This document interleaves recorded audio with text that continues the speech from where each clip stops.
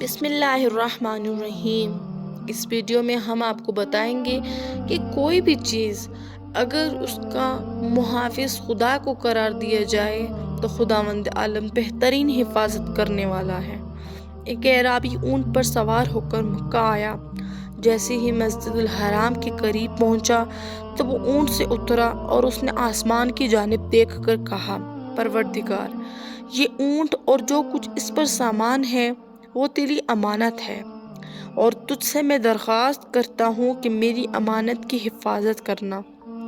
پھر وہ مسجد الحرام میں داخل ہوا اور بیت اللہ کا طواف کیا۔ کچھ دیر وہاں بیٹھ کر نماز پڑھتا رہا۔ پھر وہ مسجد الحرام سے باہر نکلا۔ جب باہر آیا تو اس کا اونٹ موجود نہیں تھا۔ اس نے نگاہ اٹھا کر آسمان کی جانب دیکھا اور کہا، پروردگار، میں تیری امانت ادا کی ہے، میری امانت کہاں ہے؟ خدایا، یہ اونٹ مجھ سے چوری نہیں ہوا، یہ تیری امانت تھا۔ چور نے تیرا مال چوری کیا ہے۔ اگر مجھے تجھ پر یقین نہ ہوتا تو میں اونٹ تیری امانت میں نہ دیتا۔ اب میری درخواست ہے کہ میرا اونٹ اور اس پر لدا ہوا مال واپس کر دے۔ اعرابی نے چند بار یہی کلمات کہے۔ لوگ اس کی دعا سننے کے لیے اس کے ارد گرد جمع ہو گئے اور تعجب سے اس کی طرف دیکھنے لگے۔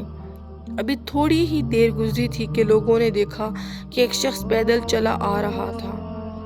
ہاتھ میں اونٹ کی مہار تھی اور اس کا ایک ہاتھ کٹا ہوا تھا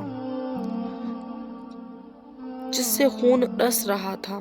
وہ شخص اس اعرابی کے پاس آیا اور اس نے اونٹ کی مہار اس کے ہاتھ میں دیتے ہوئے کہا، میاں، اپنا اونٹ سنبھالو، یہ اونٹ میرے لیے منحوس ثابت ہوا ہے۔ اعرابی نے کہا، بھائی، کیا بات ہے اور کیا واقعہ ہے؟ چور نے کہا، کچھ دیر قبل میں نے یہاں سے تیرا اونٹ چوری کیا اور اس پر سوار ہو کر کوہ ابی قبیس کی جانب گیا۔ جب میں پہاڑ کے پیچھے پہنچا تو اچانک ایک روبدار گھوڑ سوار میرے سامنے آیا۔ خدا جانے وہ کہاں سے آیا، نامعلوم وہ زمین سے مربوط ہوا یا آسمان سے اترا۔ اس نے مجھے اونٹ سے زبردستی اتارا اور پھر اس نے میرا ایک ہاتھ کاٹ دیا اور کہا، ابھی جاؤ اور اس اونٹ کو اس کے مالک تک پہنچاؤ، کیونکہ یہ اونٹ خدا کی امانت میں تھا، اور اللہ سے بڑھ کر امانت دار اور کون ہو سکتا ہے؟ فاللہ خیر حافظا وہو ارحم الراحمین، یعنی اللہ بہترین محافظ ہے اور وہی سب سے زیادہ رحم کرنے والا ہے۔